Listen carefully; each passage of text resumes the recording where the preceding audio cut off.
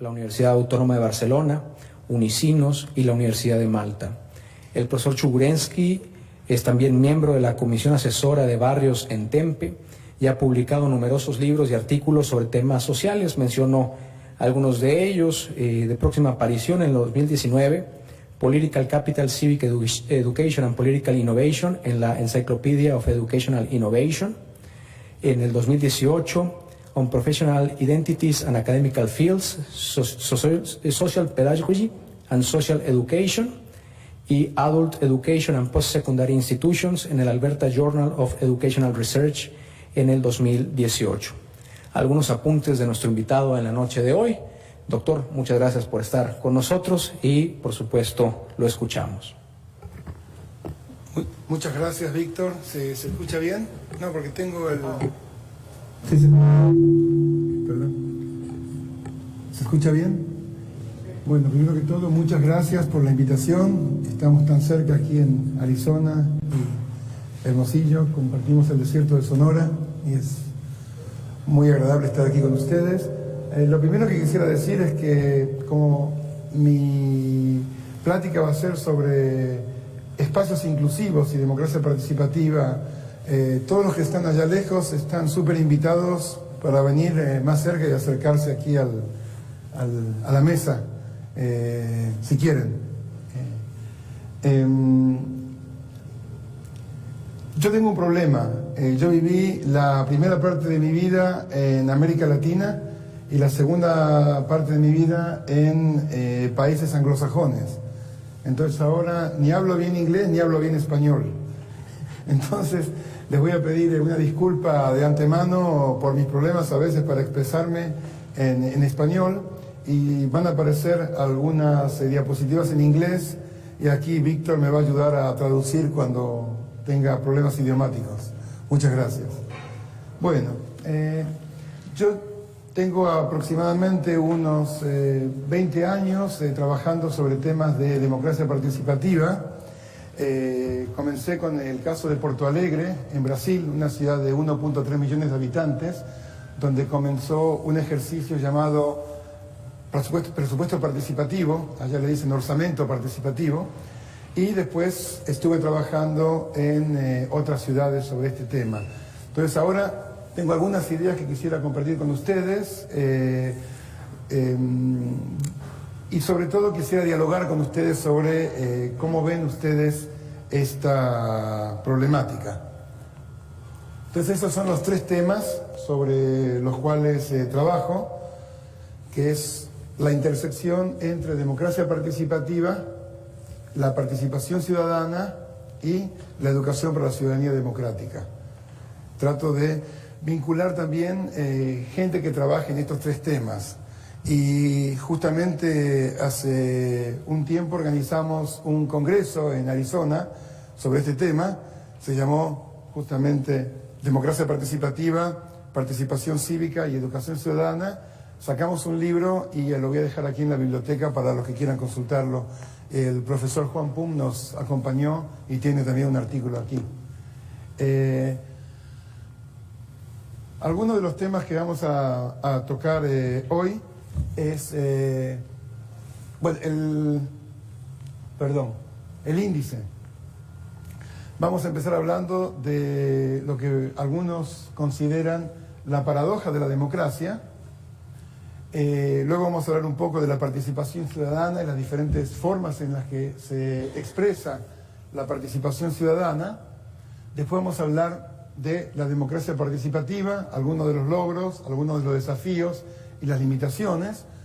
Luego vamos a hablar de las nuevas ideas que están surgiendo en diferentes partes del mundo sobre la generación o la creación de un ecosistema de democracia en donde haya unas relaciones simbióticas o sinérgicas entre la democracia representativa y la democracia participativa, entendida como democracia directa, democracia deliberativa y otras variantes.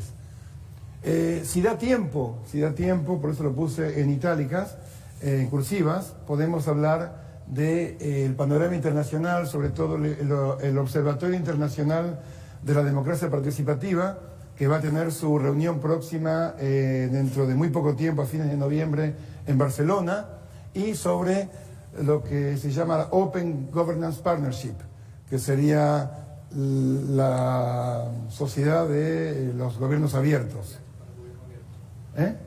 Alianza de los gobiernos abiertos, esa es la palabra. Y finalmente les puedo contar algunas cosas, si da tiempo, sobre mi trabajo de investigación en Phoenix, con lo que yo llamo el desafío de Jane Mansbridge. Entonces, en cuanto a algunas de las referencias conceptuales que yo uso otras, pero solamente para mencionar algunos, es el modelo de gobernanza participativa empoderada, que es el modelo de Eric Colin Wright y Arcon Fan, que tienen un libro sobre este tema. La idea de que existe un círculo virtuoso entre la democracia participativa y los aprendizajes ciudadanos, que se retroalimentan mutuamente, y esto viene de toda una tradición desde Rousseau, Mill, John Dewey, Carol Pateman, etc. Después todas las ideas que hay sobre inteligencia asociativa, que una de las personas que escribió sobre esto es Elinor Ostrom, que estuvo trabajando en la Arizona State University, murió hace unos años y fue la primera mujer que ganó el Premio Nobel de Economía, trabajando justamente sobre estos temas. Y también el tema de capital político, tomando como referencia a Pierre Bourdieu y la idea del efecto Mateo de la acumulación de desigualdades a través del tiempo, y cómo se dan, y cómo la democracia participativa puede ayudar a reducir estas desigualdades en el campo político. Bueno, empecemos con la paradoja de la democracia. Aquí, como decía, tengo algunas de las diapositivas en inglés, pero vamos a ir traduciendo, ¿sí?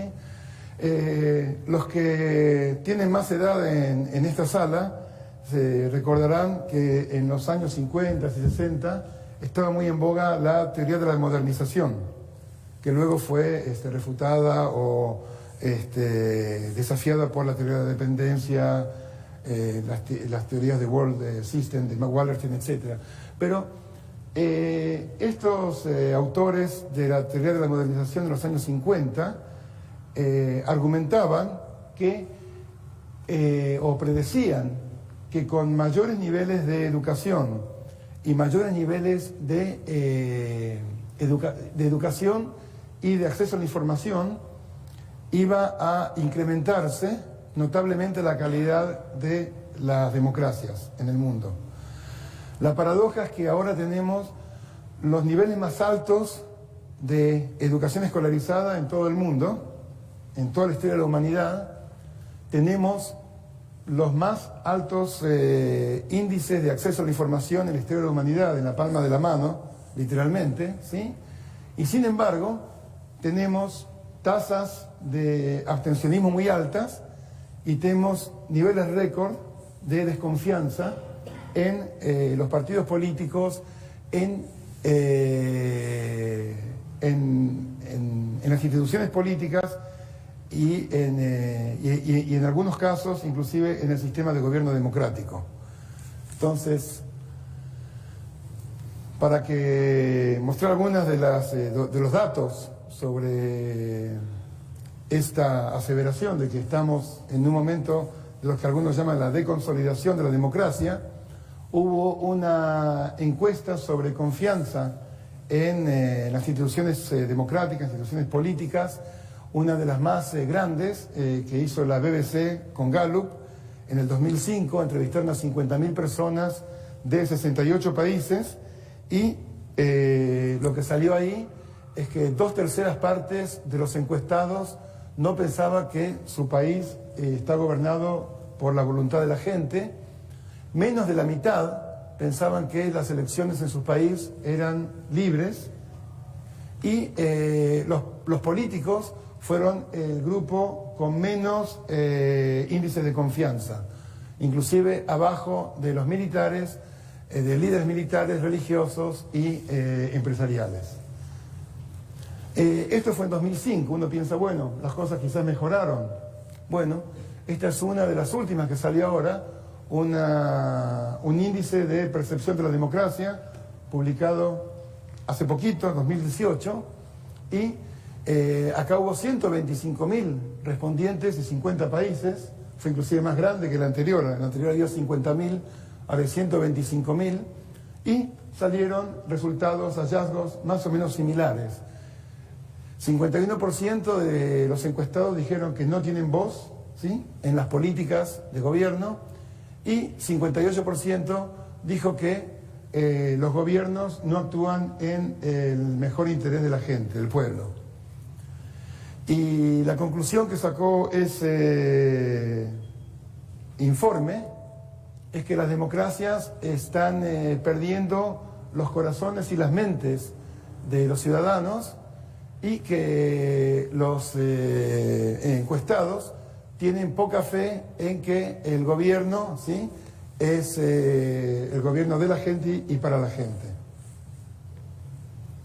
Acá simplemente algunos cuadros donde se puede ver cómo ha evolucionado la confianza en los últimos años. Esto es en Estados Unidos, ¿sí?, y se ve cómo en los principios de los 60, ¿sí?, había gran confianza en el gobierno, fue bajando, tuvo un pico después del 11 de septiembre y después siguió bajando.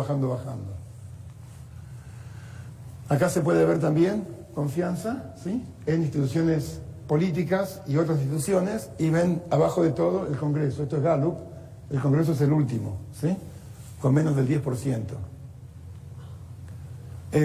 Acá se puede comparar Estados Unidos con Europa. Entonces, este es algunos países de Europa: Portugal, España, Grecia e Italia, y también se ve el descenso, ¿sí?, en los últimos años en confianza en el gobierno nacional.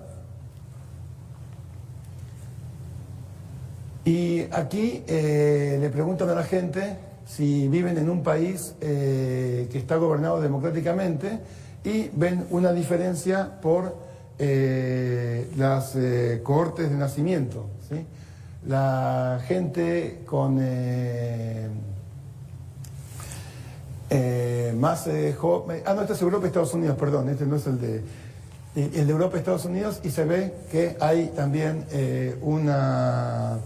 un declive, ¿sí?, en la confianza. Perdón, sí, gracias, ¿sí? Esto es Europa y Estados Unidos, desde los 30 hasta los 80. Otro indicador interesante de poca identificación con partidos políticos es en Estados Unidos ahora el grupo más grande en términos de identificación política son los independientes.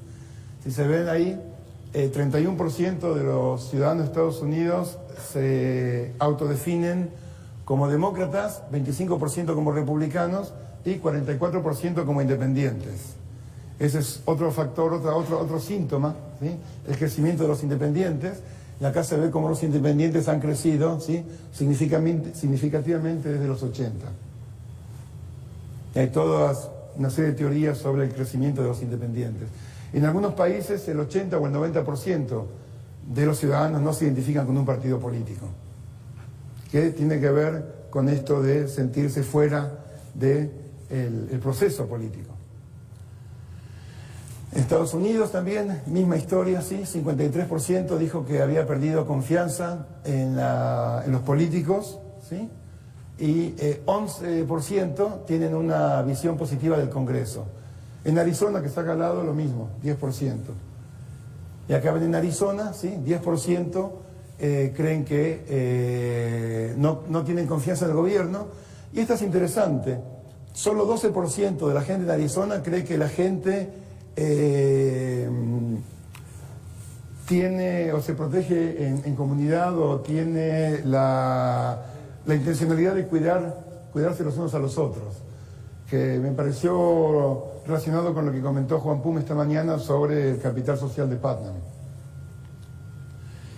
Y cuando hablamos de participación electoral, sabemos que a nivel de presidencial en Estados Unidos tenemos aproximadamente entre 50 y 60% de participación. a nivel estatal aproximadamente 40%, y cuando vamos a nivel municipal, que teóricamente es el nivel más próximo a las necesidades de la gente, tenemos unas cifras muy bajas, entre 15 y 20% de participación en elecciones municipales. Bueno, esto es lo mismo, sí, poca participación, y la gente en una encuesta en Los Ángeles, por ejemplo, dijo que votaría más o participaría más si pensaban que podían hacer una diferencia. Hay un sentimiento de que el voto no hace ninguna diferencia, que mi voto no puede influir en la política, entonces ¿para qué perder tiempo? Y el otro tema que tenemos es que la participación electoral, no solamente electoral, sino otro tipo de participación, tiende a concentrarse en ciertos sectores demográficos. Tienden a ser, en Estados Unidos por lo menos, blancos, clase media o clase media alta y de edad mayor. Por ejemplo, ¿sí? En las últimas elecciones de municipales en Estados Unidos, el promedio de edad fue 57 años. Y entre los jóvenes debe estar quizás entre 5 o 10%. Bueno, aquí lo mismo, sí, la participación electoral por edad, y aquí se ve la gran diferencia entre los jóvenes y las personas más adultas, cuando hay una correlación directa entre edad y participación electoral. Lo mismo por ingreso, ¿sí?, económico, y lo mismo por nivel educativo. Y aquí podemos tener, esto es en Putnam, de hecho salió un libro de Putnam, la participación de los estudiantes de preparatoria en actividades extracurriculares que se consideran predictivos de participación ciudadana y política después de graduación. Y aquí se ve cómo en los 50 la brecha, ¿sí?, entre los estudiantes pobres y los estudiantes ricos era bastante pequeña, y en este momento, ¿sí?, hay una brecha mucho más grande, está subiendo, ¿sí?, con el paso de los años, porque por una serie de razones que tienen que ver con capital económico también, que permite participar en este tipo de actividades extracurriculares que cuestan plata. Y por eso después puedo hablar, si me da tiempo, del trabajo que estamos haciendo en Arizona con escuelas, promoviendo participación cívica en las escuelas a través de presupuestos participativos escolares. Esta mañana se habló del Latinobarómetro, acaba de salir hace unos días, alcancé a poner algunas cifras acá, no los quiero entretener con todos los datos, pero simplemente decir que hubo arriba de 20.000 entrevistados cara a cara, 18 países. La fecha es importante, fue entre junio y agosto, ¿sí? Y lo que salen de estos datos es una tendencia a lo que le llaman la desconsolidación de la democracia. El apoyo a la democracia en América Latina, en este último Latinobarómetro, cae por quinto año consecutivo, que es preocupante. En el 2010 estaba en 61% y ahora está en el 53%. El porcentaje de indiferentes a la democracia subió del 16 al 25%, es un crecimiento alto. Y lo que nos dice el informe del Latinobarómetro, que es algo para discutir aquí entre nosotros después, en la parte de debate, es que el declive de la democracia es lento e invisible como la diabetes, o como el sapo, sí, que está con el agua que va hirviendo de a poco y no se da cuenta que estamos viendo un declive lento, ¿sí?, que no nos llama la atención, no nos alarma, pero si vemos la película y no solo la foto, quizás sería un motivo de preocupación. Y acá son los datos del Latinobarómetro, puse algunos, ¿sí?, el apoyo a la democracia en América Latina, ¿sí?, y se ve el descenso, se prefiere la democracia en los 90s y ahora, y como también los indiferentes y aún los que prefieren un régimen autoritario van subiendo. Acá está el apoyo a la democracia por países, Es interesante, Venezuela, Costa Rica, Uruguay, Argentina y Chile entre los primeros 5. Da lo mismo un régimen democrático que uno no democrático, ¿sí?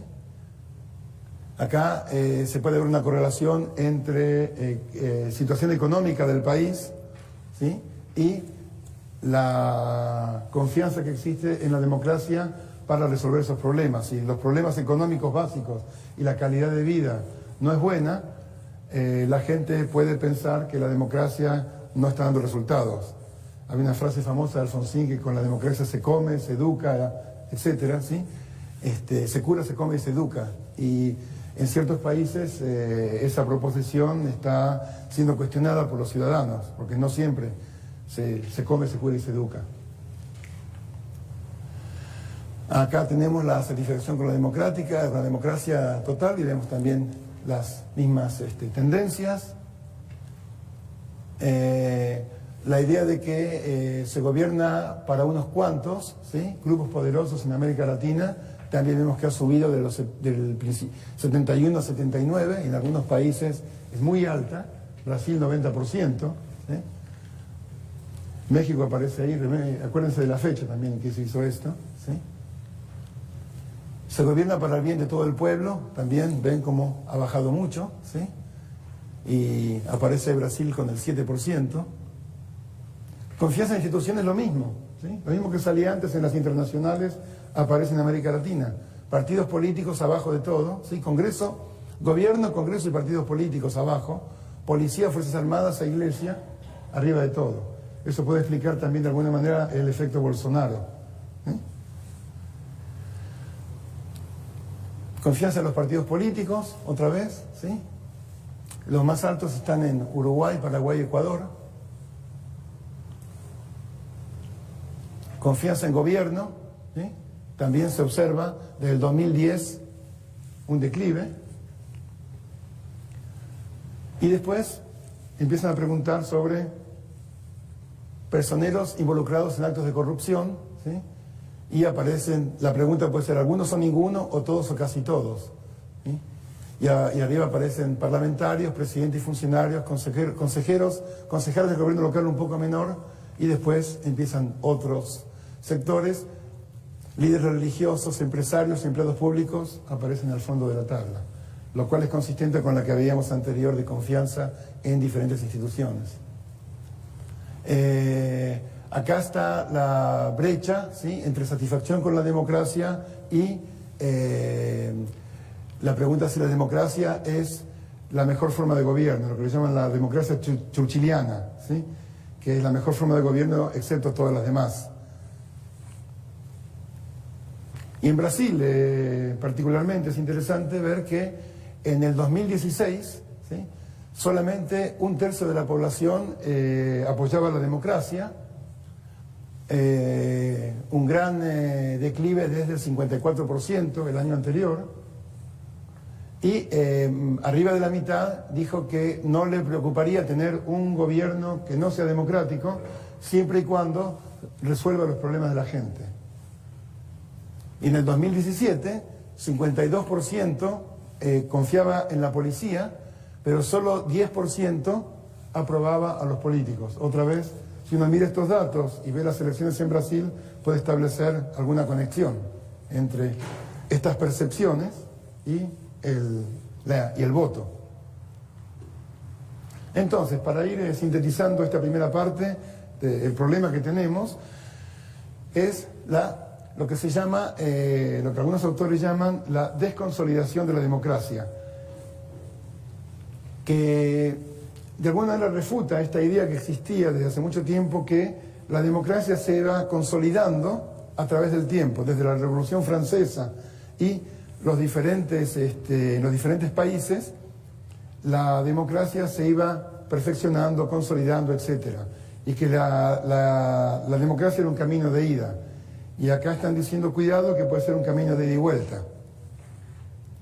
Muchos ciudadanos no creen, ¿sí?, que el sistema de gobierno democrático es legítimo, y algunos de ellos, de hecho, expresan apoyo a formas de gobierno autoritario.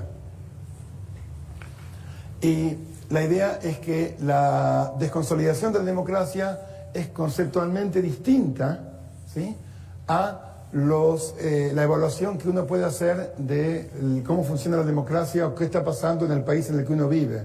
Esto es una desconfianza en el sistema de la democracia, no en un gobierno particular. Eso es lo preocupante, ¿sí? Y la idea es que sí, se pone en cuestionamiento el sistema democrático como tal, incluyendo la idea de elecciones libres, la libertad de expresión, etcétera, etcétera. Hay un descontento generalizado con la democracia en muchos países del mundo. Ahora, este desencanto con la democracia no es necesariamente nuevo, ¿sí? Por ejemplo, en la cultura popular, si los que tienen más edad recuerdan estas películas, ¿sí? Mr. Smith Goes to Washington es una película donde un ciudadano común va a Washington a limpiar la corrupción, ¿sí?, y a trabajar por el bien del pueblo. Y Cantinflas, Si yo fuera diputado, que es del 62, también es un peluquero, ¿sí? No sé cuántos de ustedes se acuerdan de esa película o la vieron.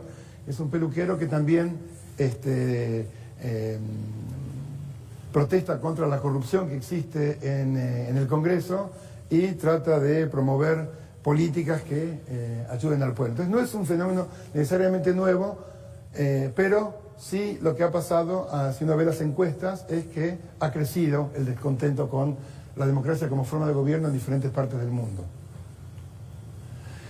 En mi propio país de origen, en Argentina, un caso emblemático de esto fue en el 2001, cuando hubo 5 presidentes en 10 días, en 2 semanas, y el eslogan de la gente que salió a la calle para protestar era que se vayan todos, que no quede ni uno solo. Y yo me acuerdo, yo estaba en una de esas marchas, o me tocó estar en Argentina en esa época, en diciembre del 2001, y yo estaba marchando a las 12 de la noche, y había un muchacho de un lado y una señora del otro. Y le pregunté a la señora, ¿qué significa que se vayan todos? Y la mujer me dice, oh, que vengan los expertos. Que el ministro de Salud sea un médico, que el ministro de Agricultura sea alguien que tenga experiencia en el campo, que, no sé, el ministro de Economía sea un economista, basta de políticos, que vengan los expertos. Le pregunto al joven que estaba a mi lado, ¿y qué significa que se vayan todos? Asamblea Popular Revolucionaria, me dijo. O sea, estaba claro qué es lo que no querían, no estaba claro qué es lo que querían, no había consenso en cuál sería la alternativa a esto, ¿sí? Y en eso es donde estamos en la discusión de hoy, de cómo se pueden complementar las instituciones de la democracia representativa con otros mecanismos institucionales que pueden hacer efectos complementarios. Y parte del desencanto tiene que ver en todo el mundo con la concentración de la riqueza.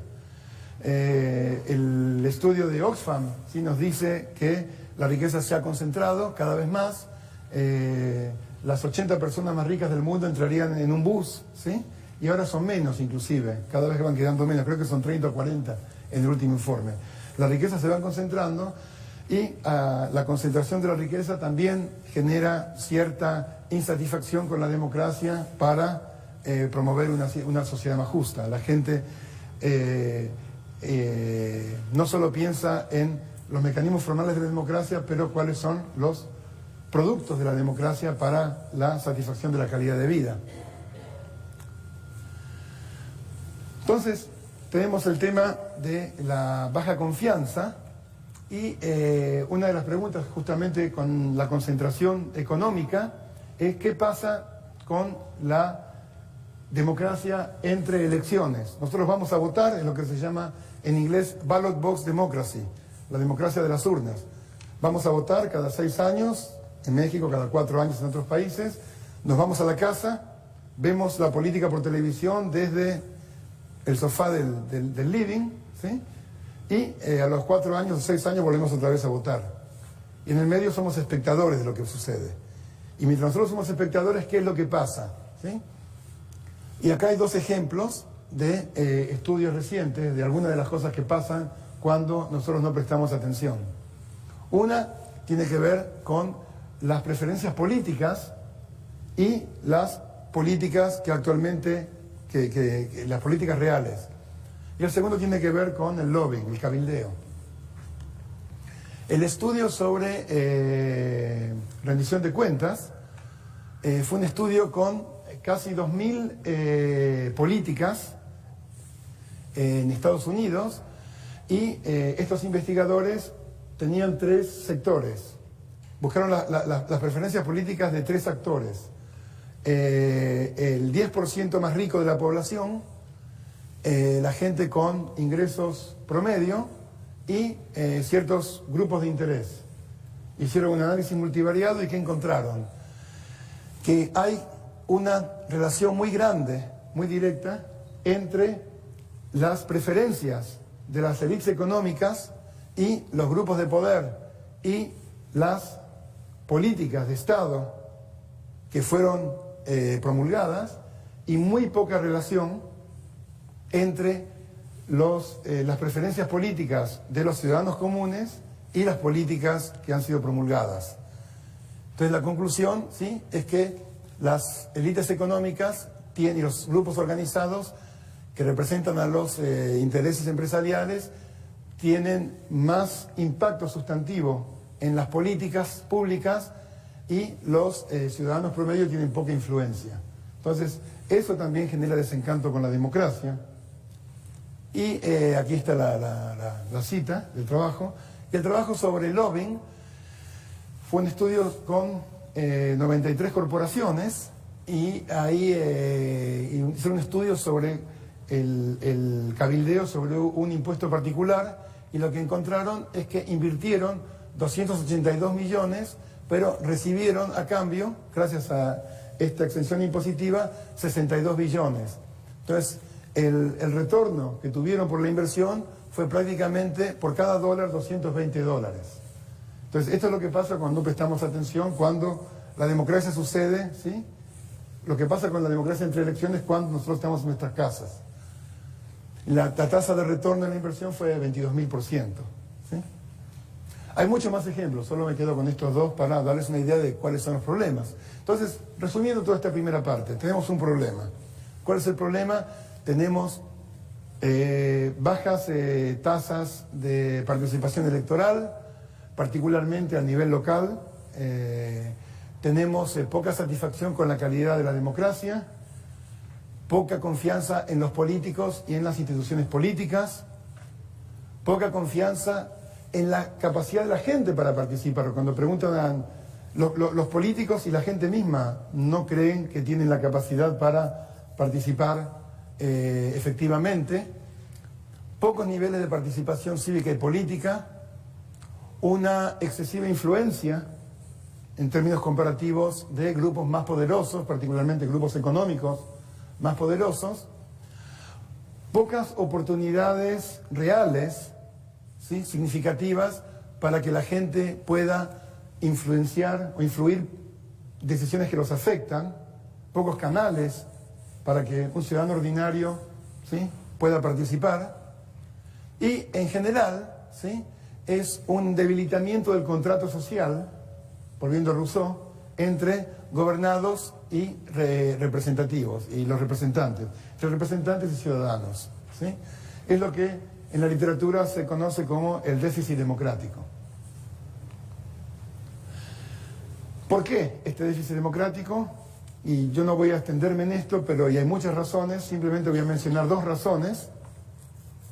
Una es la inadecuada educación ciudadana que tenemos en las escuelas y en la sociedad, y la segunda es la discontinuidad de la democracia, lo que le llama la democracia de las urnas. No voy a extenderme en esto, simplemente en educación ciudadana. Este es mi tema, puedo hablar mucho tiempo de esto, pero solamente voy a mencionar 1 o 2 slides, 1 o 2 diapositivas. Cuando hablamos de educación ciudadana hablamos de contenido, hablamos del método y hablamos del ambiente democrático que se respira en el aula y en la escuela. Qué tan democrático es el ambiente, ¿sí? Y estamos trabajando en Fénix, ahora en 15 escuelas, el próximo año en 18 escuelas. El distrito de Fénix es el primer distrito en Estados Unidos en hacer presupuestos participativos escolares. Los estudiantes tienen un dinero que es parte del presupuesto de las escuelas para infraestructura nueva, igual que el presupuesto participativo de Porto Alegre, y tienen que deliberar y tomar decisiones y priorizar en qué van a usar ese dinero para mejorar las condiciones de vida en la escuela. Entonces, aprenden democracia haciendo democracia. Hay 28.000 estudiantes en Phoenix, en las escuelas preparatorias, estos en las prepas. El 95% de los estudiantes son minorías étnicas y raciales, 81% son latinos, hay muchos refugiados, hay más de 70 idiomas y muchos, más de la mitad llegan de escuelas en donde no se habla inglés. Y ahora también están empezando a hacer presupuesto participativo en otras 2 ciudades, a partir de esto, 3 en Chandler y otras en la ciudad de Mesa, son ciudades contiguas a Phoenix. Parcialmente a raíz del éxito de Phoenix, Nueva York está empezando ahora con 400 escuelas secundarias, presupuesto participativo escolar. Después podemos hablar de eso, ¿sí? Parte de nuestro proyecto de investigación es el impacto en los participantes. Son mejores ciudadanos, son ciudadanos más informados, más activos, más críticos, etcétera, etcétera, ¿sí? El impacto en la cultura escolar, se vuelve una escuela más democrática, y el impacto en políticas, ¿sí?, del distrito. Vamos a hablar ahora entonces, la segunda parte es sobre la participación ciudadana y la democracia participativa. Cuando hablamos de participación ciudadana, que en inglés usan el término de civic engagement, sería como involucramiento ciudadano, pero es participación ciudadana, la definición clásica de participación ciudadana es esta de Adler Lingogan, que dice que la participación ciudadana se refiere a las diferentes maneras en que los ciudadanos participan en la vida de una comunidad para mejorar las condiciones para otros o para moldear el futuro de la comunidad. Ahora, ¿cuáles son esas diferentes maneras en que la gente participa para mejorar la comunidad? Una es, la literatura habla de 3 grandes formas de participación ciudadana. La primera es la participación en la comunidad, en el barrio. Uno trabaja en un jardín comunitario en el barrio con los vecinos, o trabaja como voluntario o voluntaria en la escuela de los hijos, o de entrenador con un grupo de niños en deportes, o en la iglesia, o en una organización barrial, una organización de vecinos. Es la forma más básica de participación ciudadana para mejorar el barrio. La segunda es la participación electoral. Candidatearse para un puesto electoral, que puede ser también participar de una campaña electoral a favor de un candidato o de otro, tratar de convencer a otros a través de las redes sociales para votar por un partido o por otro, etcétera, etcétera. Todo lo que tiene que ver con la participación electoral, que es en general la que más se estudia en la literatura. Y la tercera es lo que le llaman voz política, political voice, que es toda la participación ciudadana fuera de los carriles electorales y fuera del barrio. Por ejemplo, participación en movimientos sociales, huelgas, marchas, todo ese tipo de boicots, ¿sí? Todo ese tipo de mecanismos a través de los cuales la población trata de influir políticas públicas. Mi argumento es que, además de estas 3, que son las 3 clásicas en la literatura, lo que estamos viendo en los últimos 20 años es una 4ª manera de participar, que sería la gobernanza colaborativa, o el gobierno colaborativo, o el gobierno participativo, que tiene que ver con estos mecanismos, o estos procesos, o estos espacios, en los cuales los gobiernos, particularmente gobiernos locales, y los ciudadanos trabajan colaborativamente para resolver problemas. Y hay poco escrito comparativamente sobre esta cuarta manera de involucrarse en términos de participación ciudadana en comparación con los otros tres. ¿Se quedó ahí? Ahí lo tengo en español esto ahora. Ahí está. Yo lo llamo BUCA. Esto es el ecosistema de participación, y sería el barrio, las urnas, las calles y el ágora. El ágora griego. Es la participación en el barrio, como decíamos antes, la participación electoral, las urnas, las calles, los movimientos sociales, ¿sí? Y el ágora, que es esta idea de gobernanza colaborativa. Entonces, el ecosistema de la democracia, una de las preguntas que nos podemos hacer es cómo podemos influir en políticas públicas, influir en asignación de recursos en nuestras comunidades a través de estas cuatro canales a través de los cuales la ciudadanía se expresa. Entonces, enfocándonos ya a la democracia participativa, hay tres preguntas básicas que nos hacemos siempre los que trabajamos en democracia participativa. La primera, que aparentemente son fáciles, pero son complicadas. La primera es ¿quién participa? La segunda es ¿cómo participa? Y la tercera es ¿para qué participa? Y cuando uno trata de contestar esas tres preguntas, se complica todo, ¿sí? Porque ¿quién participa?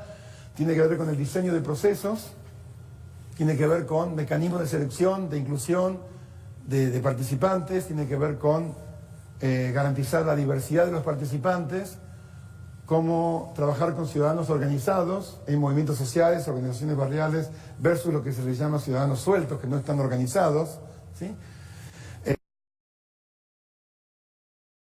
Seleccionar participantes, se habló esta mañana del el sorteo, es una de las maneras. Hay otras que son elecciones en los barrios, hay otras en las que pueden ser la ciudad la que nomine representantes. Hay diferentes maneras y cada una de estas maneras va a tener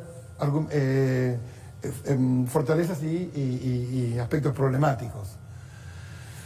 La segunda es cómo participan estos ciudadanos. Y aquí tenemos un continuum en la democracia participativa entre lo que se llama por un lado la democracia deliberativa y por otro lado la democracia directa. Hay problemas de escalas también en la democracia participativa. No es lo mismo la democracia de proximidad, donde todos se conocen en un barrio, que cuando se trabaja a nivel de ciudad o a nivel de estado, ¿sí? Y el tema de la comunicación, cómo los participantes comunican sus resultados al resto de la población. Y luego, ¿para qué se participa? ¿Sí? ¿Es vinculatorio? ¿Es no vinculatorio? ¿Es para infraestructura? ¿Es para políticas? ¿Sí? ¿Es simplemente para pasar un rato juntos? Que también existe, y aprender juntos sobre lo que sucede en nuestra ciudad. ¿O es para influir en acciones y políticas específicas? Entonces, estas tres preguntas yo creo que son importantes cada vez que se diseña un modelo de democracia participativa, y hay diferentes escuelas de pensamiento sobre el quién debe participar, cómo debe participar y para qué debe participar. Algunos de los desafíos, no vamos a hablar de todos, pero aquí nombro 5, puede haber más. El primero es el desafío de la implementación. Tiene que ver con la voluntad política de los líderes de gobierno que tengan interés en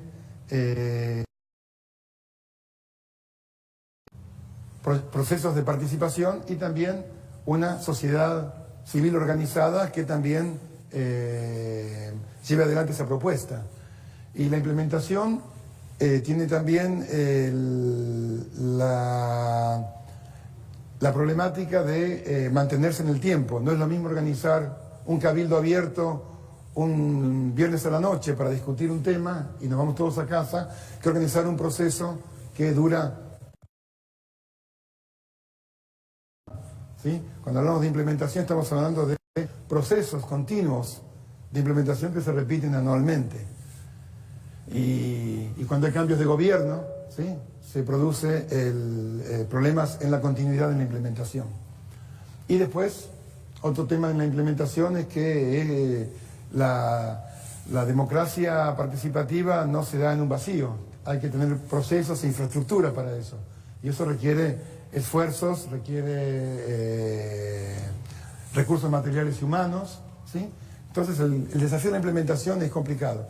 El segundo es el desafío de la cooptación, que como todo proceso político puede ser cooptado por sectores más poderosos, que pueden ser desde el Estado o desde la sociedad civil, grupos más organizados, grupos más poderosos, o inclusive a nivel micro, individuos más,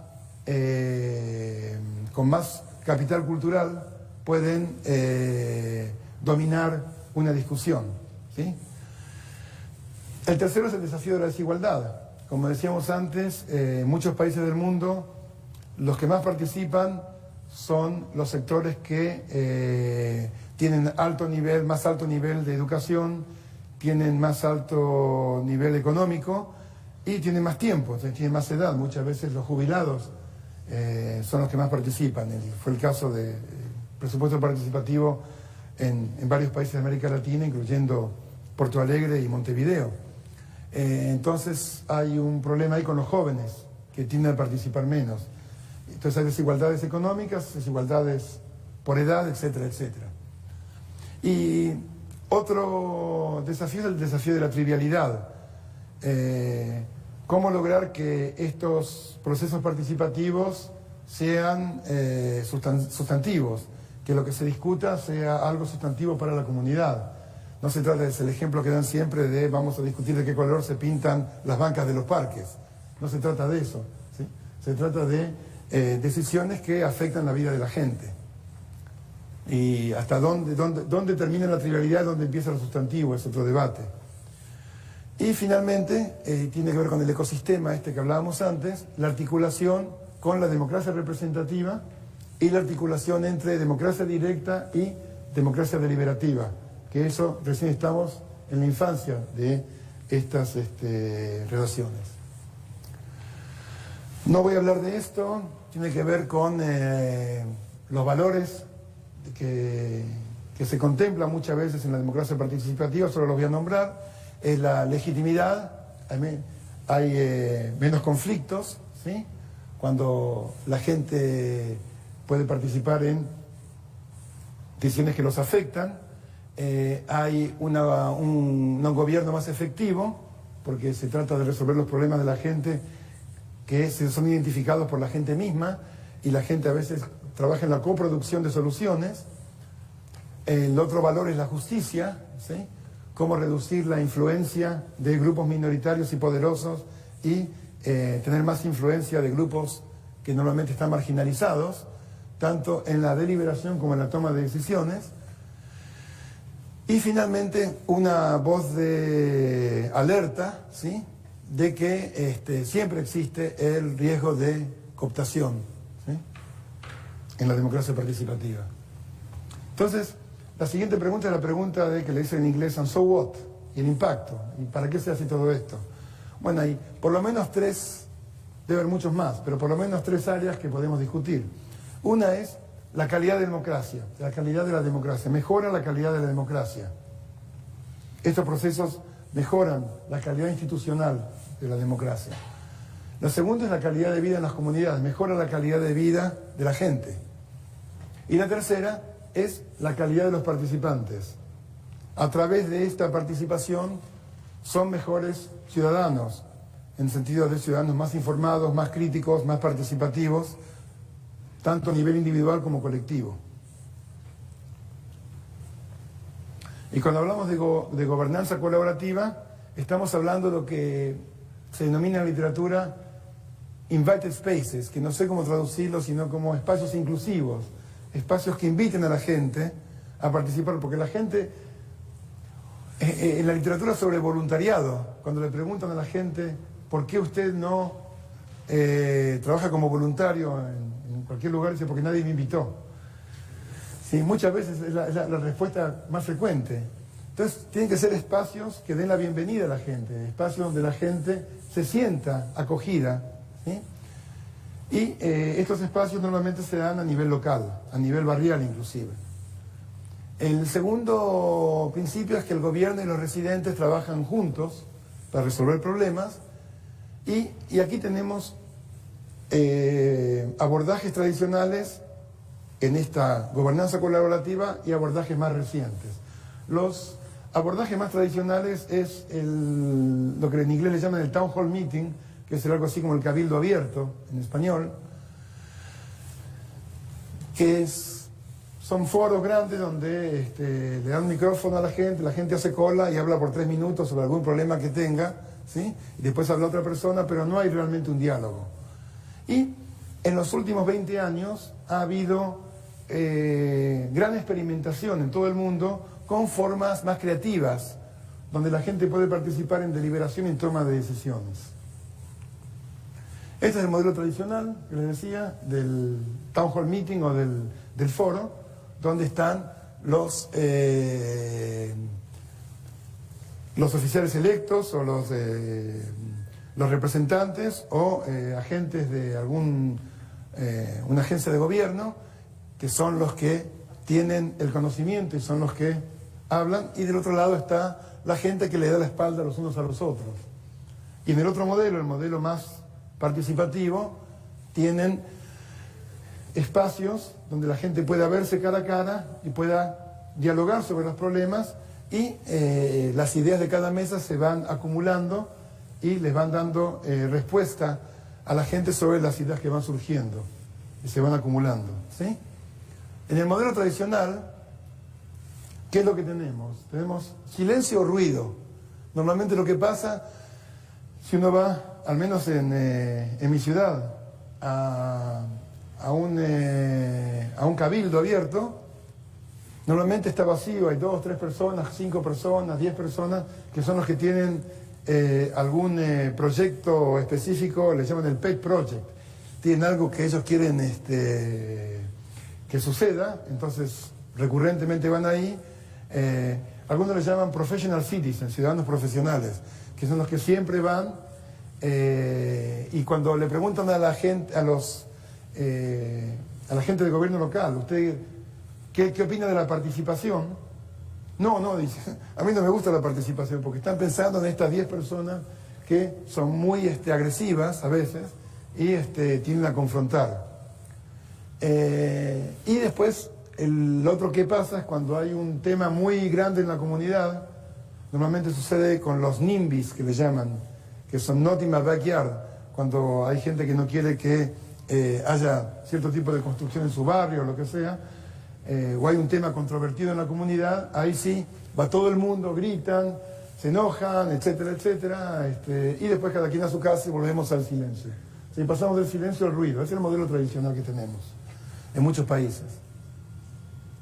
Entonces, ahora estamos trabajando, hicimos este libro hace unos años, porque en muchos municipios y estados la ley no permite hacer este tipo de mecanismos más creativos de participación. Entonces, producimos un machote, digamos, un formato para ciudades, para municipios y otro para estados, para poder generar estos procesos de democracia participativa a nivel municipal o estadual. Entonces, cuando a la gente le preguntan sobre la democracia participativa o a gobernantes, normalmente dicen, bueno, es una mala idea. Dicen, no, la gente común no tiene conocimientos suficientes para tomar buenas decisiones, los expertos y los representantes deben decidir porque son los que saben, ¿sí? Y hay gente que dice, es una buena idea, y normalmente hay 2 argumentos para justificar que es una buena idea. Una es una razón normativa y la otra es una razón más instrumental. La normativa, bueno, ahora voy a ir a eso, ¿sí? Es que tenía muchas slides y empecé a sacar, entonces me quedé con los títulos ahí. La razón normativa es que toda persona debe tener el derecho a participar en decisiones que los afectan. es un tema de justicia política. Y la razón instrumental es lo que le llaman democracia, inteligencia asociativa. Está la inteligencia colectiva y la inteligencia asociativa. Y la idea es que cuando la gente se reúne para tratar un tema, aunque sea difícil, con asesoría de expertos si necesitan, tiene un tiempo y un proceso democrático para discutir sobre el problema, eventualmente llegan a una decisión razonable. Esa es la justificación de la inteligencia asociativa.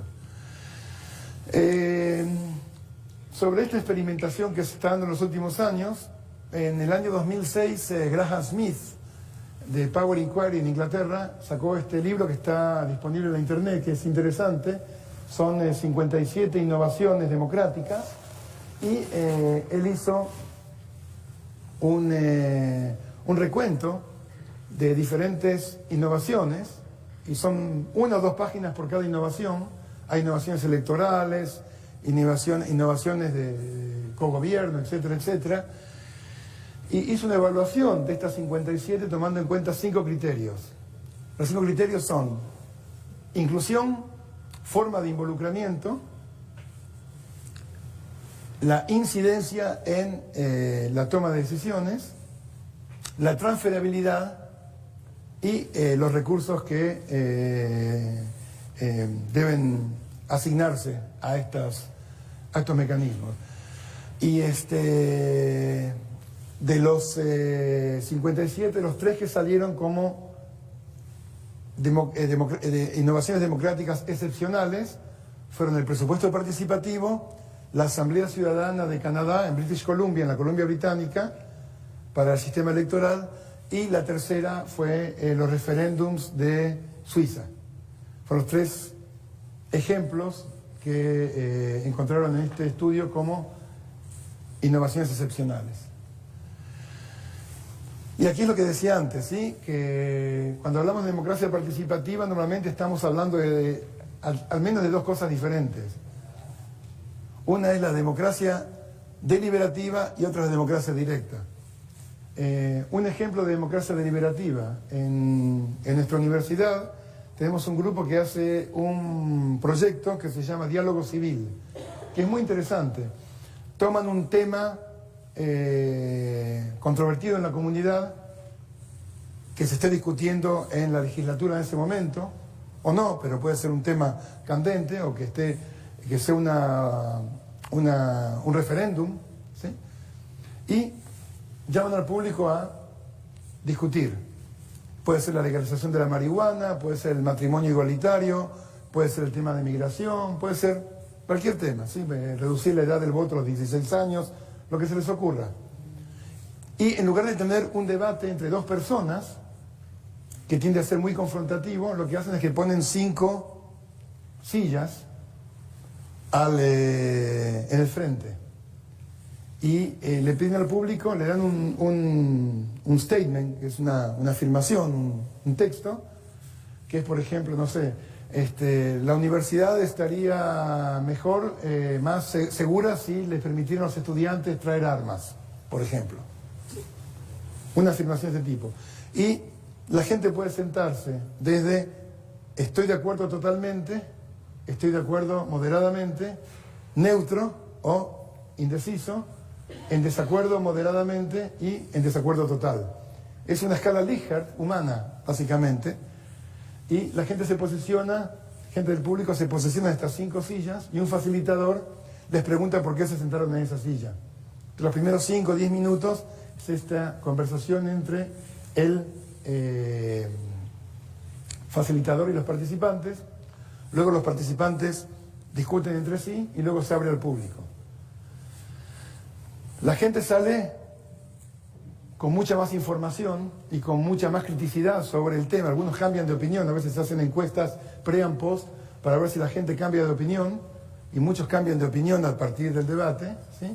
Pero este mecanismo no tiene ninguna conexión con ningún proceso de toma de decisiones. Estos son colegas muy buenos, que son de comunicación. Ellos dicen, nosotros lo que queremos es que la gente aprenda a comunicarse en forma civil, sin gritarse, que vean la información y pueden pedir expertos para que ayuden con información, etcétera. Queremos ciudadanos más informados, hasta ahí. Y es un proceso deliberativo muy bueno, pero sin conexión con mecanismos de decisión. En el otro extremo tenemos procesos de democracia directa, en donde teóricamente uno puede ir y votar en un referéndum o en una iniciativa ciudadana, ¿sí?, o una revocatoria, sin ni siquiera pasar por ningún proceso deliberativo, ni siquiera leer nada sobre el tema. Uno puede ir y votar.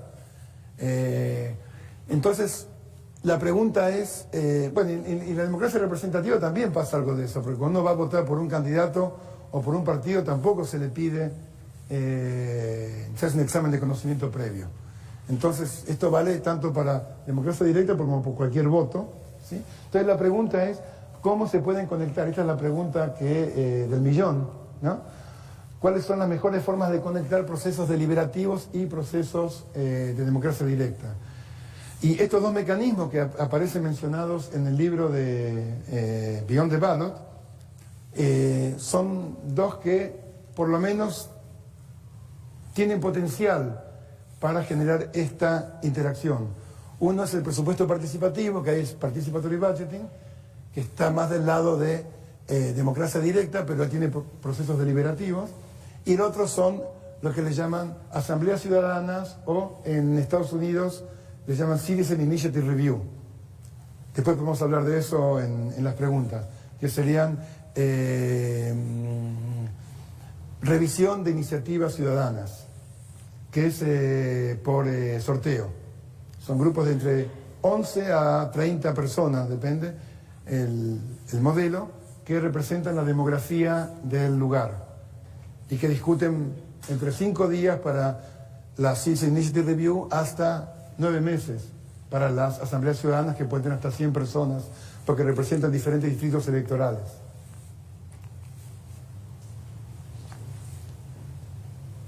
Vamos terminando entonces. Bueno, la premisa básica de la democracia participativa es que hay que aceptar el conflicto, que hay conflicto siempre, cuando hay en la política, ¿sí?, porque hay diferentes ideas sobre la sociedad y sobre la asignación de recursos, pero el conflicto no solo es inevitable, sino que es necesario, está deseable, porque dice el refrán que si todos piensan igual, ninguno piensa mucho. La diversidad es importante. El tema es cómo manejar el conflicto y cómo usar estos mecanismos, estos canales de participación para resolver conflictos.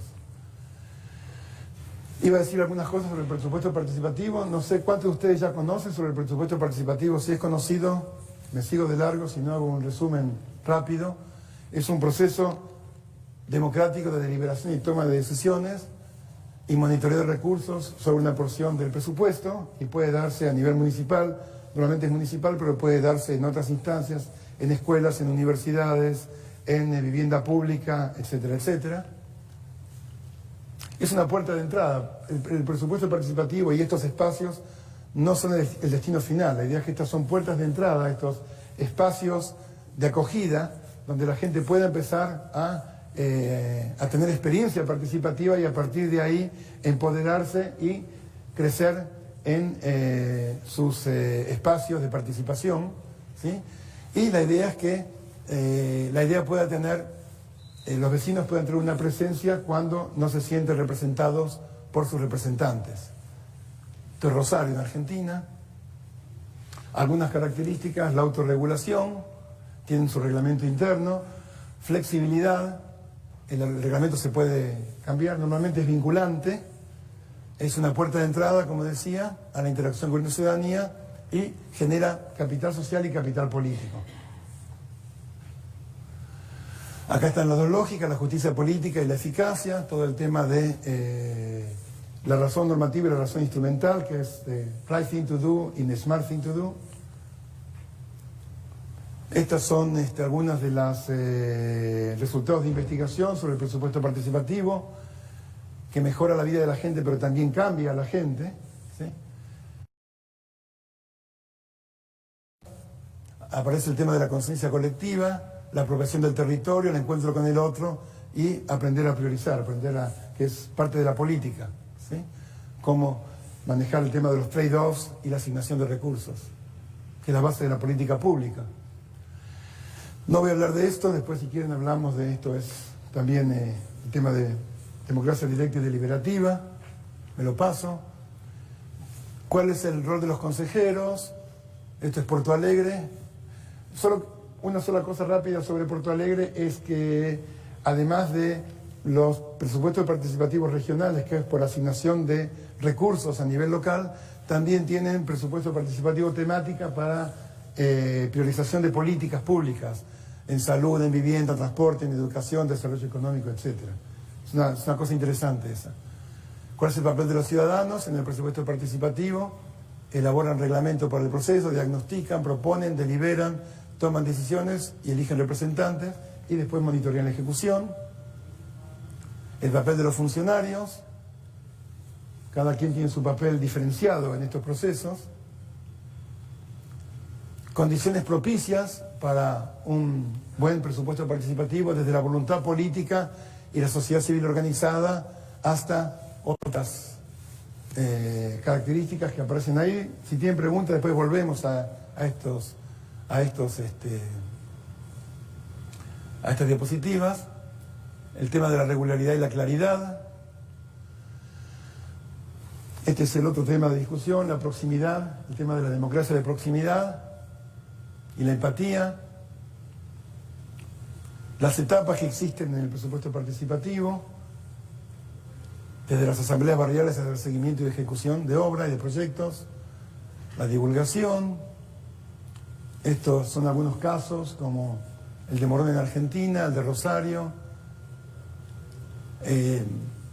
La idea aquí es cómo complementar también el saber popular, el saber de la gente con el saber de los expertos, cómo se interrelacionan, el saber técnico, la expertise, con el saber local.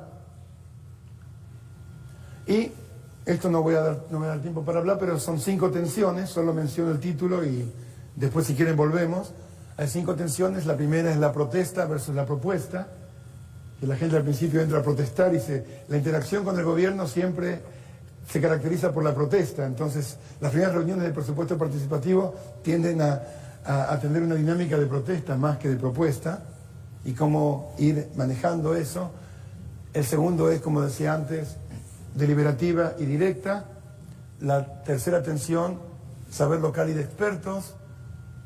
Cómo manejar la tensión. Hay una contradicción en el presupuesto participativo entre procesos colaborativos y procesos de competencia, y cómo manejar esa tensión, ¿sí? La colaboración y la competencia, y cómo pasar del yo, mi calle, mi, a nosotros, ¿sí? A pensarse colectivamente.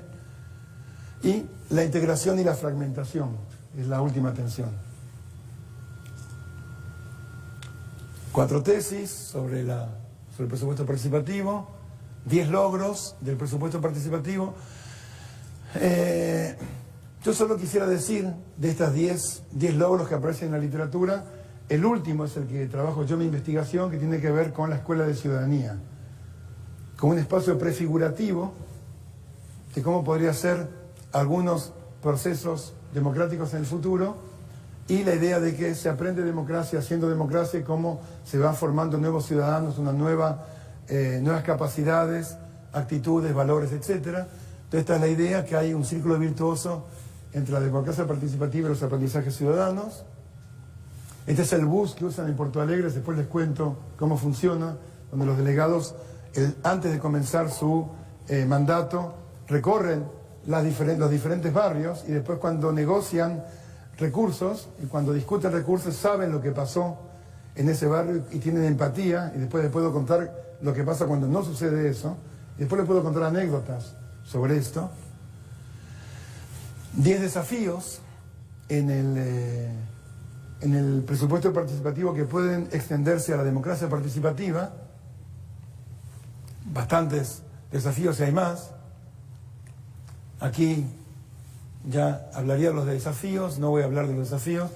Es interesante que a nivel internacional en Túnez está en la Constitución la democracia participativa. Hay países en donde hay leyes nacionales y muchos experimentos, aún en países donde no hay leyes. Presupuesto participativo, por ejemplo, se está haciendo ahora en más de 7.000 ciudades y municipios de todo el mundo. Los más grandes son el de Francia, el de París y el de Seúl y ahora el de Nueva York. En la Ciudad de México también, Madrid, etcétera, etcétera. Este es el tema de cuando no se implementa, cuando la gente toma una decisión pero no se implementa, es mejor no hacerlo.